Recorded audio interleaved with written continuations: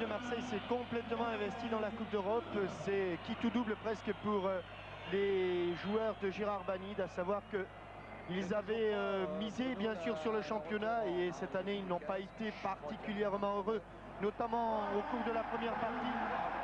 Ils avaient laissé naître quelques espoirs après la trêve, mais ils se sont envolés bien vite, notamment avec une défaite à Nice, et tout s'est reporté sur cette Coupe d'Europe, puisque même en Coupe de France, ils ont été battus par Bastia, 1-0. Mario Zatelli, qui était l'entraîneur de l'époque. Et je voudrais, Jean-Michel, au début de ce match, alors que les deux équipes pénètrent sur le terrain, avoir une pensée pour un ami commun qui va subir une délicate opération demain. Il s'agit de l'ex-chef du service des sports d'Europe numéro 1. Bien sûr en blanc. Les Hollandais ont été obligés de se mettre en bleu. Je pense que ce sera au match retour le contraire, car ce maillot rouge et blanc, eh bien, c'est tout un symbole.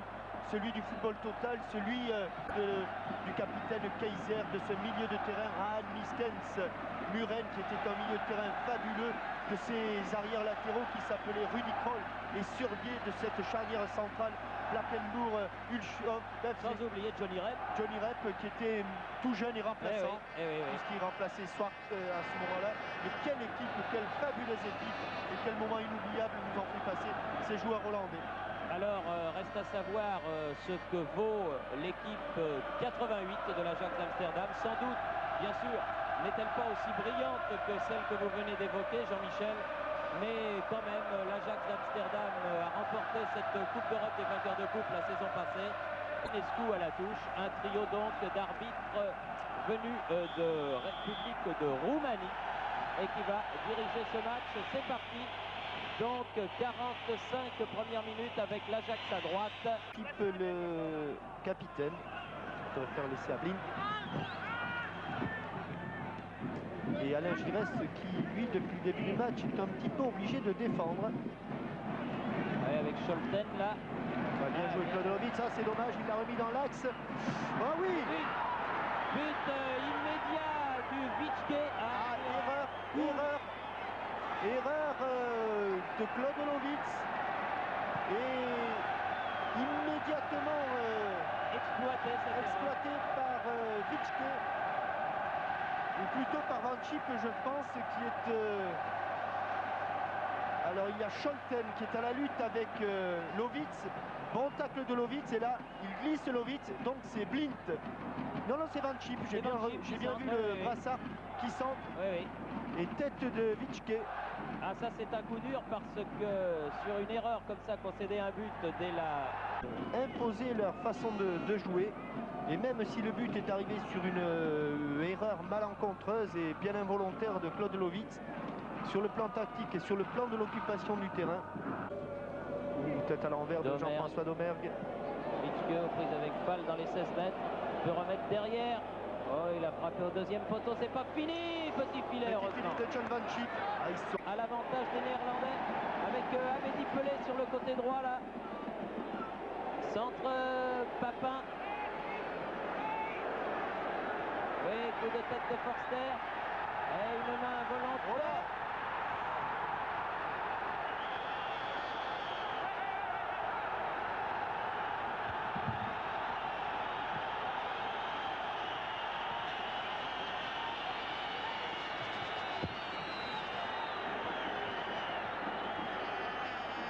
Le coup franc est joué. Attention, Jean-François Domergue, centre, tête de Gengini et bel arrêt de Menzo, très facile. Pas suffisamment appuyé. Avec Domergue, avec Amédi Pelé, une bonne petite balle en cloche. Amédi Pelé qui va pouvoir centrer, qui centre. Oui. Ah, Papin. Ah non.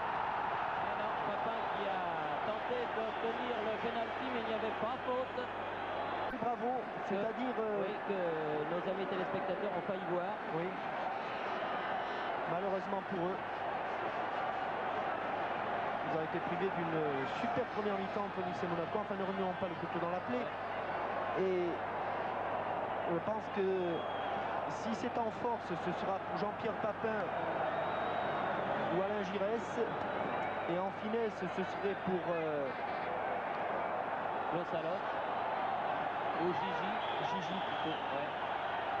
Beaucoup de monde, à moins que Klosaloff le frappe à angle fermé, non? Oh là là, elle est passée à côté cette frappe de Papin. Mais un but d'avance. Scholten. Et ce qu'a pu faire Abedi Pelé, c'est tout simplement retarder l'échéance et mettre le ballon en touche. Van Schip fait la remise en jeu pour Blind. Très bon cet arrière droit. Oh oui, quelle erreur de deuxième but de Witschke. Superbe deuxième but, mais quelle action de Blind. Oui, avec l'oubli de Papefal qui a complètement oublié qu'il était défenseur. Il a laissé Robert Witschke complètement isolé face à Joseph-Antoine Lebel. Et on sentait que la pression hollandaise allait pouvoir se concrétiser ou allait se concrétiser. Une remise en touche de Van Schip. Blint centre et regardez, il a 4 mètres d'avance. Là, Robert Witschke, plat du pied gauche sans problème. Et alors celui-là, il fait mal parce qu'à la 42e minute, 2-0 pour Ajax. Autant dire que... Mais il est certain qu'avec une telle erreur de marquage devant Witschke, oui, que l'on a vu ailier gauche, arrière droit et buteur, puisque... Domergue. Alops. Remet au centre, ça sera pour Menzo. Eh oui. Et ça repart immédiatement. Il a éliminé quand même des équipes comme les Allemands de Hambourg ou les Suisses des Young Boys de Berne. Sans oublier les Irlandais de Dundalk au premier tour. Et attention, Van Schip. Van Schip, oulala, c'est passé devant le but, la balle n'est pas sortie. Non, Van Schip qui demandait à Bosman, pardon. Et gauche face à Winter. Un bon centre là. Bon centre et encore bel arrêt de Menzo, bien placé sur cette tête de Papin. Bonne tête de Jean-Pierre Papin en 2 temps, il est monté, il a frappé ensuite. A redonné du sang à l'OM, Abedi Pelé, fauché, l'arbitre laisse l'avantage, Papin, frappe de Papin, et bon, car il est dévié ce ballon. Ouais, bel arrêt de Menzo. Il n'était pas parti Menzo sur le tir avec une bonne accélération. Et la touche pour les Néerlandais. Van Schip lui-même avec Blind. Scholten elle est touchée. Oh, le haut de la transversale, elle a été détournée cette balle. Elle a été touchée par un... Et la balle est frappée, repoussée des 2 points bien par Menzo. Il a pris aucun risque. Réflexe. Il est très bon ce gardien, il paraît un supporter de l'Olympique de Marseille que l'on n'entend pas beaucoup. Alors que leur équipe aurait besoin de leur soutien. Gengini, bonne balle à ras de terre, mais bien capté par Menzo. Le premier plongeon de Menzo, mais c'est vrai qu'il y a un tout petit peu plus d'audace de la part des Marseillais avec... Murat. Il n'a que ça à faire à la mettre sur le côté. Diallo se fait contrer, attention. Wouters, Witschke. Mais non, bon. Alors rebelote. Rebelote. C'est la même action que tout à l'heure, exactement. Oui. Diallo. Un ballon peut-être pour Klossalov. Face à Blind dans les 16 mètres, va peut-être pouvoir centrer. Centre, deuxième photo et bravo Menzo. Oui, superbe claquette de Stanley Menzo. Ils sont tous derrière, mais ne vous inquiétez pas, s'ils récupèrent le ballon, ils vont tous être devant dans les 10 secondes qui vont suivre. Pas encore.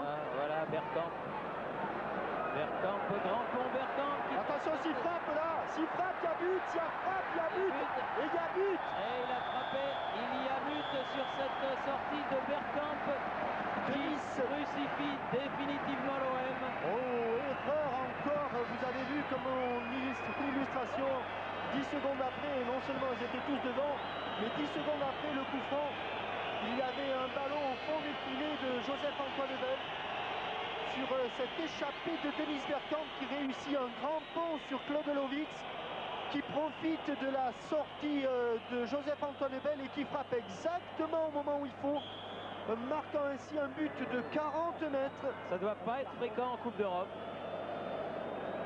alors que l'on jouait la 88e minute. Mais voilà le grand pont sur Claude Lovitz.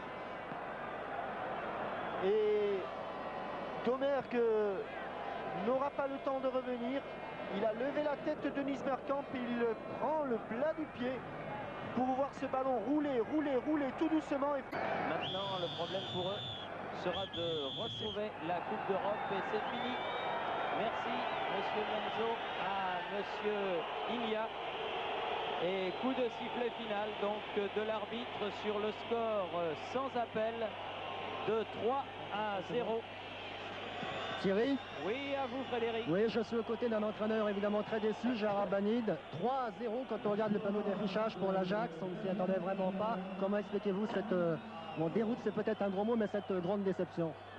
Voilà, c'est plus qu'une déception, c'est une déroute. On a peut-être très mal abordé le match en prenant un but qui nous a un petit peu coupé les jambes. Et ensuite, la supériorité d'Ajax s'est manifestée tout au long de la rencontre.